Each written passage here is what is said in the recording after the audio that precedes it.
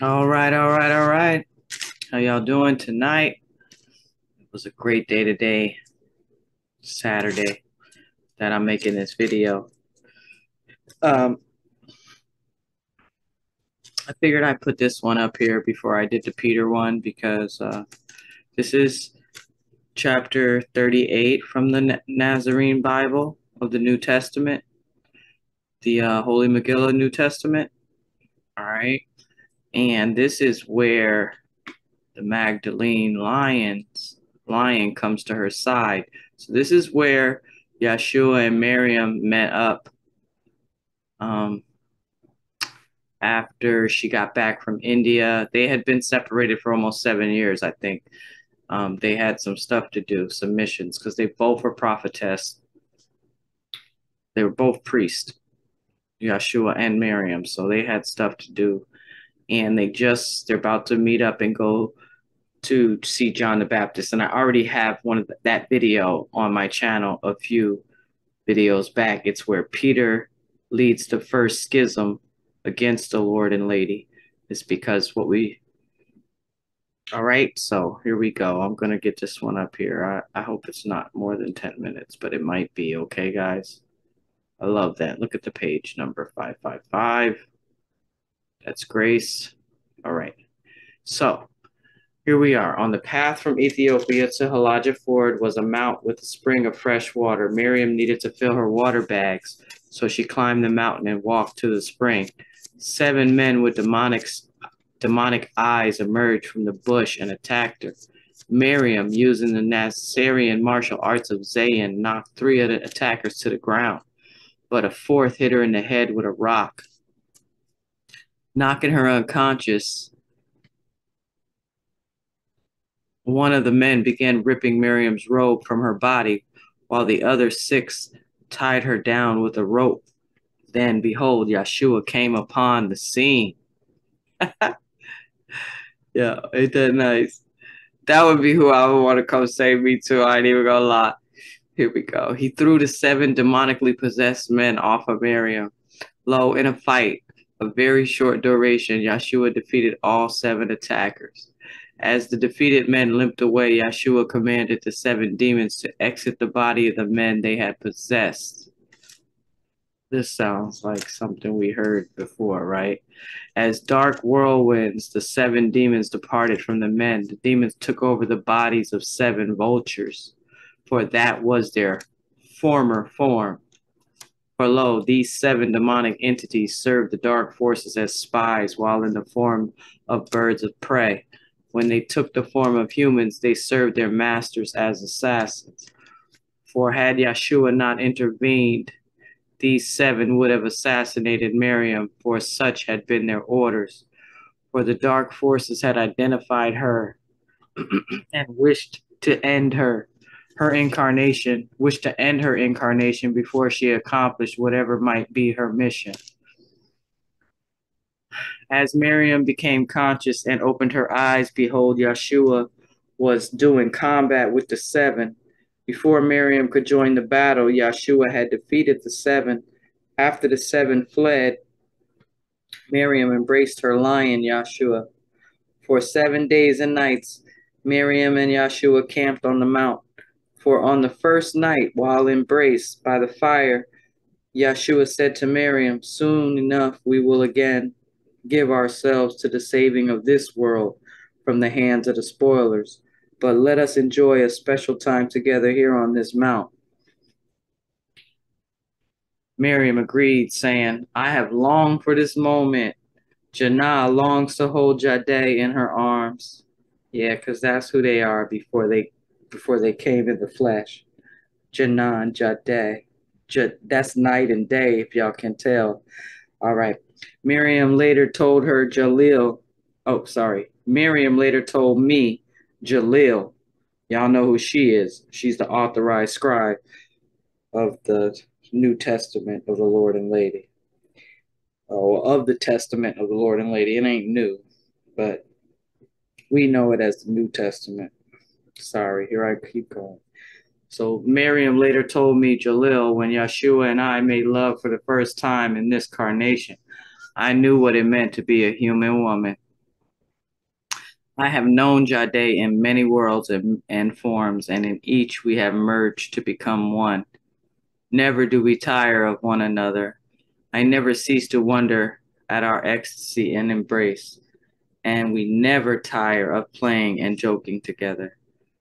We were emanated to enjoy one another, wherefore the Aaronite Torah wrongly teaches that Eve was made for Adam, but not Adam for Eve. Lo, Eve was made for Adam, but Adam was also made for Eve, neither subservient to the other, serving one another in Yah. For only in serving one another deeply are we deeply served. After 7 days together on the mount, Yeshua and Mary were about to depart, when behold, Abraham and Sarah appeared on the mount. Abraham said, "We've come to give our blessings to your ministry." If you guys have been following my channel, Abram and Sarah live in the seventh heaven. They never lived on earth, but that's another video you have to go and find. Abraham said, "We come to give our blessings to your ministry." Sarah said, "We know you will minister first unto the remnant of Ariel, so that the Nasareans may greet their messiahs, and then to Yisrael. Join hands in sacred circle with us now, if it be your will." The Lord and the Lady held hands in a sacred circle with the high priest and the high priestess of the seventh heaven, of this chain of worlds, Abraham and Sarah. Behold, in that instant there appeared on the mount 12 dozen Nasarean ascended beings of the masculine spin, each a king of seven, and 12 dozen queens of seven ascended beings of the feminine spin. These kings and queens of seven are the chief disciples of the Lord and Lady in the seventh heaven of this world. Together in one angelic chorus, the gathered kings and queens of the Lord and Lady sang blessings to Miriam and Yeshua. The masculine and feminine polarities on this mount were potent and fertile. Together they wove the pattern that is the sign of life, the double helix. Yea, together they all danced the dance of the double helix. The males spiraled around the females spiraled around the males. And within the dance of the double helix is the dance of the pentagons and hexagons in relation to the golden mean rectangle, one part of the grand dance of the five polyhedrons of perfect symmetry. And while the beings from the sun danced with the Lord and the Lady, they sang sacred hymns to Jaja in Yah.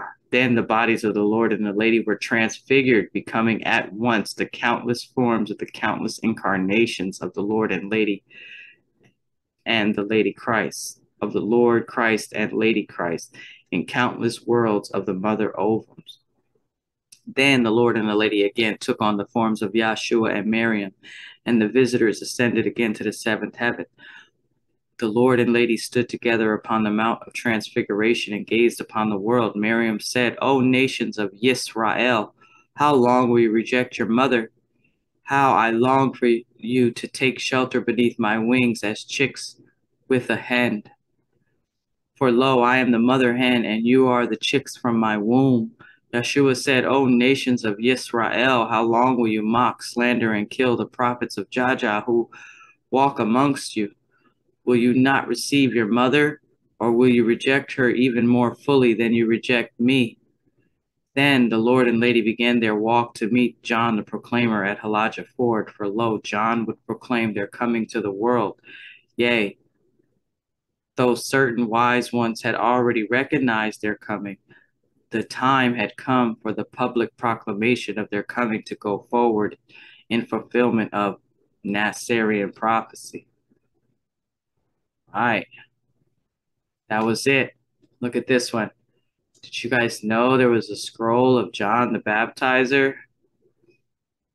Yeah, his words were written down. Isn't that nice? I'm going to do that on another video. But guys, thanks for watching. That was pretty cool, huh? This was their mountain of transfiguration. We have that story about Yeshua and the Mountain of Transfiguration in the King James. But this one said is a little different.